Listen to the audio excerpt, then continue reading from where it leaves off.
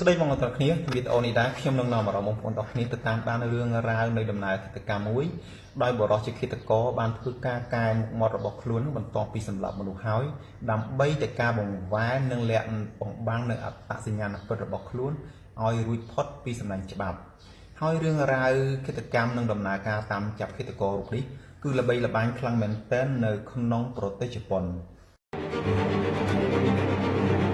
តាស៊ូយ៉ាអ៊ីស៊ីអាឈីត្រូវបានប្រជាជនជប៉ុនចងចាំមិនភ្លេចទេថាជាគិតករកែមុខម្នាក់នៅក្នុងតំបន់ស៊ីបាភាគខាងកើតនៃទីក្រុងតូក្យូតាស៊ូយ៉ាមានអាយុ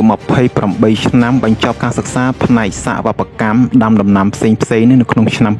2005ហើយជាមនុស្សម្នាក់ដែលឯកាបំផុតផងដែរនៅក្នុងសង្គមជប៉ុនធ្លាប់ត្រូវបានជាប់ឃុំឃាំងនឹងពីបទបង្កហិង្សានិងប៉ុនប៉ងប្លន់យកទ្រព្យសម្បត្តិទៅលើស្ត្រីម្នាក់នៅតាមដងផ្លូវម្ដងរួចមកហើយបន្ទាប់ពីការដោះលែងឃាតករដែលមានឪពុកជាពេទ្យវះកាត់ផ្នែកខួរក្បាលនិងម្ដាយជាពេទ្យថ្មីរូបនេះបានទិញបន្ទប់ស្នាក់នៅឲ្យដាច់ដោយឡែកផ្សេងមួយទៀតនៅក្នុងតំបន់ស៊ីបាដែលជាកន្លែងកើតហេតុនេះឯងតាស៊ូយ៉ាត្រូវបានរងនូវសម្ពាធសុខភាពផ្លូវចិត្តយ៉ាងធ្ងន់ធ្ងរនៅក្នុងឆ្នាំ2007តាស៊ូយ៉ាអ៊ីស៊ីអាឈីនិងនេរីរងគ្រោះមានទំនាក់ទំនងគ្នាយ៉ាងណាទើបឈានទៅដល់ការសម្លាប់នេរីរងគ្រោះបែបនេះនារីរងគ្រោះដែលមានឈ្មោះថា Lindsay Hawker ជាជនជាតិអង់គ្លេសអាយុ22ឆ្នាំត្រូវបានមកបំពេញការងារជាគ្រូបង្រៀននៅភាសាអង់គ្លេសឯកជនដ៏ធំមួយនៅក្នុងទីក្រុងតូក្យូនៅខែតុលាឆ្នាំ2007ហើយត្រូវបានស្គាល់ជាមួយតាស៊ូយ៉ានៅថ្ងៃទី20ខែមីនាឆ្នាំ2008នៅឯកន្លែងស្នាក់នៅរបស់ Lindsay ដែលយកលេសថាចង់ឲ្យ Lindsay ជួយបង្ហាត់បង្រៀនផ្នែកភាសាអង់គ្លេសដល់ខ្លួនតែមុននឹងជួបពាក្យសម្ដីជាមួយគ្នានេះបរិសុទ្ធជាឃាតករតាស៊ូយ៉ានឹងបានលួចតាមដាន Lindsay ជាច្រើនខែមកហើយតាមរយៈកាបូបស្ពាយដែលមានជាប់ logo របស់សាលានេះឯងហើយទំនាក់ទំនងរវាង Lindsay និងតាស៊ូយ៉ានឹងក៏ត្រូវបានមិត្តរួមបន្ទប់ស្នាក់នៅរបស់ Lindsay ផ្ដល់ការណែនាំឲ្យជួបតាក់ទងជាមួយគ្នាដែរតែ Lindsay គិតថាវាមានសុខសុវត្ថិភាពជាធម្មតាពួកគេក៏បន្តជួបគ្នាដើម្បីសិក្សារៀនសូត្រនៅតាមហាងកាហ្វេទំនាក់ទំនងមួយនេះឈានទៅដល់ថ្ងៃទី26ខែមីនាជាឃាតករតាស៊ូយ៉ានឹងក៏បានស្នើសុំឲ្យ Lindsay នឹងមកបង្រៀនខ្លួនទៅដល់កន្លែងស្នាក់នៅនឹងដើម្បីតែស្គាល់កន្លែងស្នាក់នៅរបស់ខ្លួនផងហើយ Lindsay ក៏គិតបំណងល្អទៅលើតាស៊ូយ៉ានឹងក៏យល់ព្រមតាមសំណើបានជិះតាក់ស៊ីតាមការស្នើសុំនៅល្ងាចនេះដែរឲ្យបងប្អូនទាំងគ្នាដែល Lindsay Hawker ត្រូវបានតាស៊ូយ៉ាអ៊ីស៊ីអាឈីជាគិតករសម្លាប់ដោយជើងនិងដៃក៏ត្រូវបានចងភ្ជាប់ជាមួយចំណងថែសួន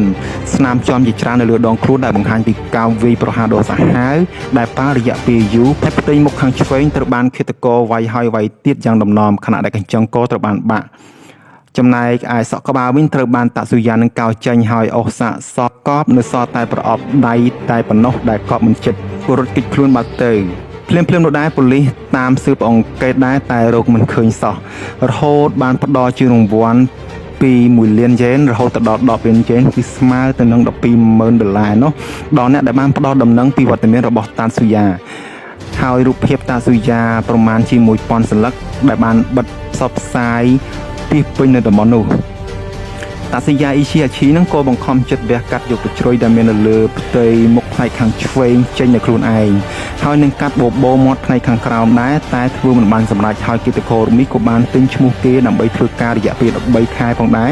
ដើម្បីទទួលបានប្រាក់1លានយ៉េនយកទៅកែមុខនេះការកែមុខលើកទី1នឹងពុំទាន់ទទួលបានលទ្ធផលហើយពេទ្យក៏បានណាត់ជួបជាលើកទី2តែដោយសារបែកការពីការកែមុខរបស់ខ្លួនទើបតាស៊ូយ៉ាចាក់ចេញពីតំបន់នោះទៅកែមុខមាត់ខ្លួនជាលើកទី2នៅតំបន់ផ្សេងមួយទៀត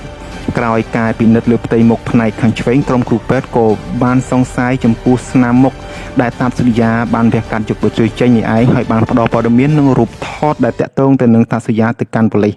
ឃាតកររូបនេះក៏បន្តគេចខ្លួនទៅកាន់ទីក្រុងអូសាកាដើម្បីឆ្លងកប៉ាល់ឆ្ពោះទៅកាន់កោះអូគីណាវ៉ាភាគខាងត្បូងទៀតរបស់ប្រទេសជប៉ុន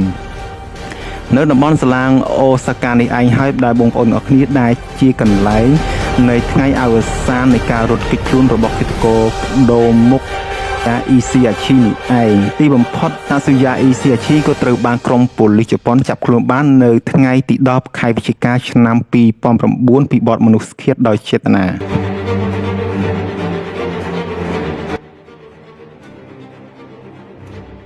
ខ្ញុំសង្ឃឹមថាវីដេអូមួយនេះនឹងផ្ដល់ជាប្រយោជន៍ចំពោះបងប្អូនយើងមុននឹងផ្ដល់ការទុកចិត្តទៅលើមនុស្សណាម្នាក់ កុំឲ្យមានករណីដូចយើងស៊ីហុកឃើញនឹងឯងដែលត្រូវបានតាសុយាអ៊ីស៊ីអាឈីយកទៅសម្លាប់ហើយវីដេអូមួយនេះមានតែប៉ុណ្ណេះទេខ្ញុំសង្ឃឹមថាបងប្អូននឹងពេញចិត្ត